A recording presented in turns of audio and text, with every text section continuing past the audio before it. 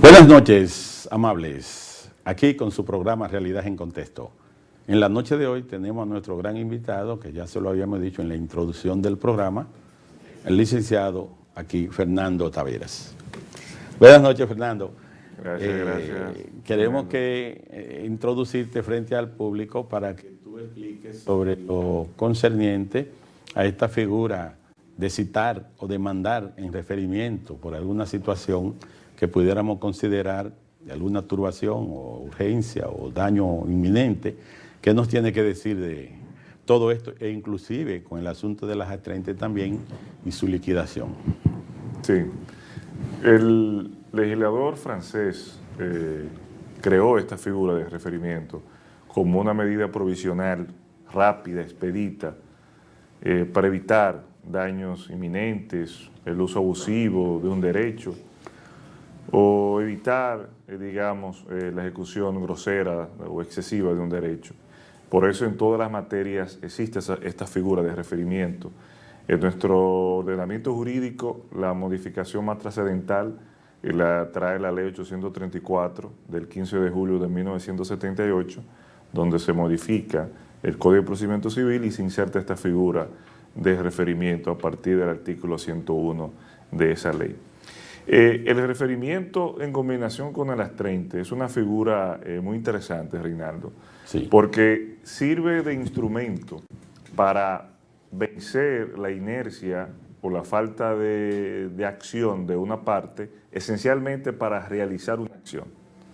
Es decir, una persona puede demandar en referimiento persiguiendo la condena de un A30 cuando la persona contraria, la parte demandada, no ejecuta una sentencia, no ejecuta un orden o no realiza una acción.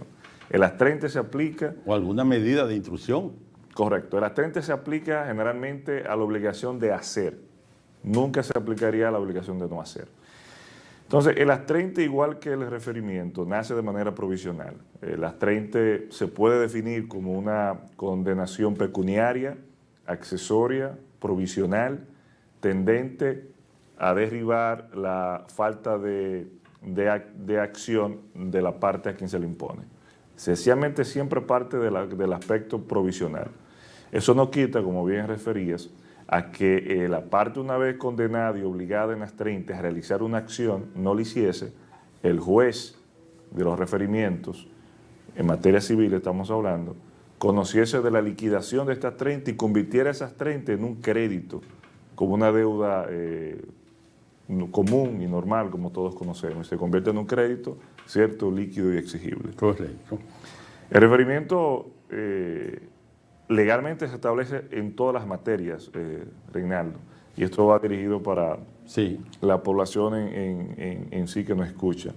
En materia civil, la tradición ha dado lugar a que los tribunales elijan el llamado día habitual de los referimientos, para facilitar el tratamiento de la urgencia y la necesidad, que son las condiciones requeridas de toda demanda de referimiento, para conocer de esa acción. La Suprema Corte de Justicia, a través de su primera sala, también ha establecido el criterio de que este día habitual de los referimientos debe de ser precedido de una notificación de un plazo que ha llamado prudente, ha llamado de mínimamente suficiente para establecer los medios de defensa, y es el llamado día franco. Por lo menos un día franco. Por lo menos un día franco. Sí. Y eso no quita que la parte que tenga la necesidad de la urgencia le solicite al juez que mediante auto pueda autorizar una demanda a breve término. O de hora a hora. De hora a hora, y modificando este día habitual para hacerlo en la hora y día y fecha que se entiendan más apropiado, partiendo de la necesidad y la urgencia del demandante en referimiento. Hoy, Fernando, yo estaba en una audiencia en referimiento, hoy no, ayer, y una juez estableció, era la primera audiencia, y es bueno decir esto, y la juez dijo, no, porque hubo una parte que en la primera audiencia pidió la comunicación de documentos, la parte citada, y la parte citante dijo, no, pero es que ya nosotros notificamos en la instancia la comunicación de documentos. Bueno, pues la juez Dijo, sí, porque en esta materia, en referimiento por el grado de celeridad, no hay la necesidad de pedir comunicación de documentos. Si bien es una medida de derecho, no menos deja de ser cierto de que siendo un procedimiento rápido, decía ella, rápido, de celeridad, la comunicación de documentos pudiera atentar contra esos principios. Y bueno, pero de todo modo, ella concedió, y siempre dan 2 días, 3 días, y a veces hasta horas. Pero yo entiendo que ella en parte no lleva razón total, no sé qué tú pensarás, Fernando, porque es que hay una situación, el artículo 65 del Código de Procedimiento Civil establece que en cabeza de la demanda se puede notificar las pruebas, pero es que cuando llega la ley 834 en el 78, deroga esa disposición del Código Civil, del Código de Procedimiento Civil, y automáticamente hace que la prueba, ¿no?, sea administrada para una buena administración de justicia en la instancia. Los artículos 49 y siguientes le hablan a usted de la prueba en la instancia. Entonces, ahora, yo hubiese estado de acuerdo con ella si hubiese sido mediante auto, que ella dicta un auto y conmina a esa parte citante a citar a la otra, incluyendo las pruebas. Ahí estoy totalmente de acuerdo. Pero en un día habitual, Fernando, ¿qué tú consideras? Evidentemente, concuerdo en gran parte con tu criterio.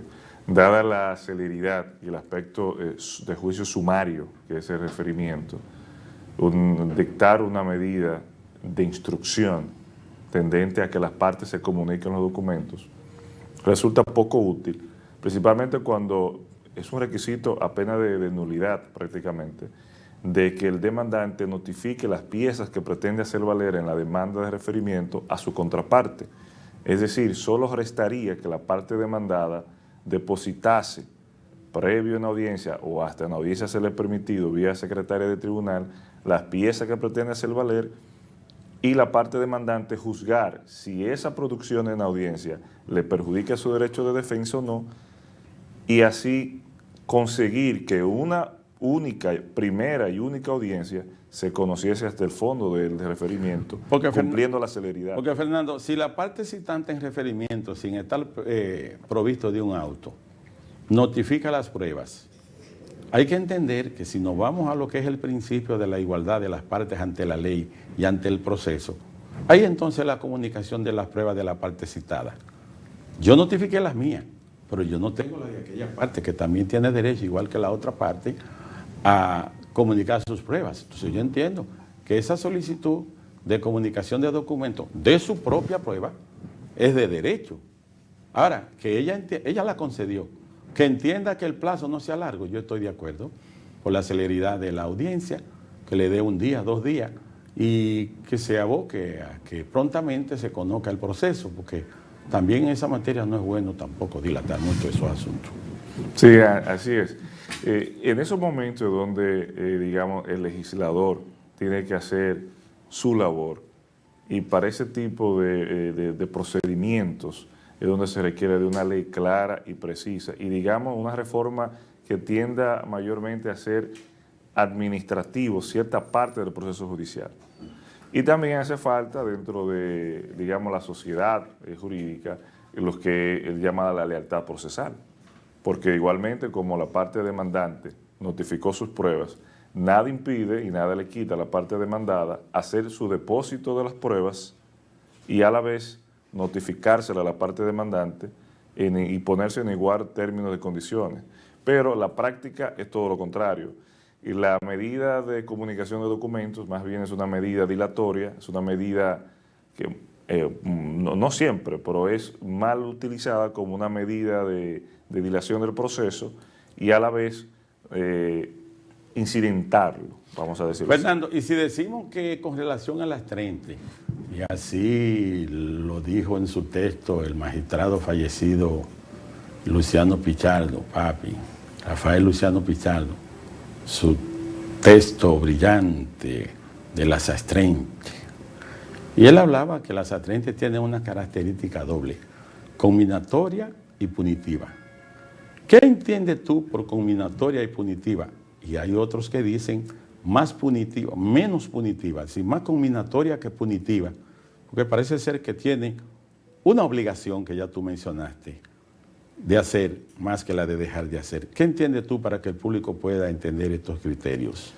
Sí, el difunto magistrado que llegó a ser el vicepresidente de la Suprema Corte de Justicia, más que un jurista, digamos, un erudito de las ciencias jurídicas, de manera atinada brindó esa conceptualización de las 30, resaltando el aspecto combinatorio, porque las 30 va hacia allá, hacia terminar con la inercia de una parte que no quiere ejecutar. Más a la obligación de hacer. Más a la obligación de hacer y de ejecutar. Que incluso la propia Ley 34 habla de esa utilidad del referimiento, utilizándola combinado con las 30, de que es un medio o una herramienta para lograr ejecutar o sobrevenir las dificultades en la ejecución de una sentencia o en la ejecución de cualquier dictamen judicial.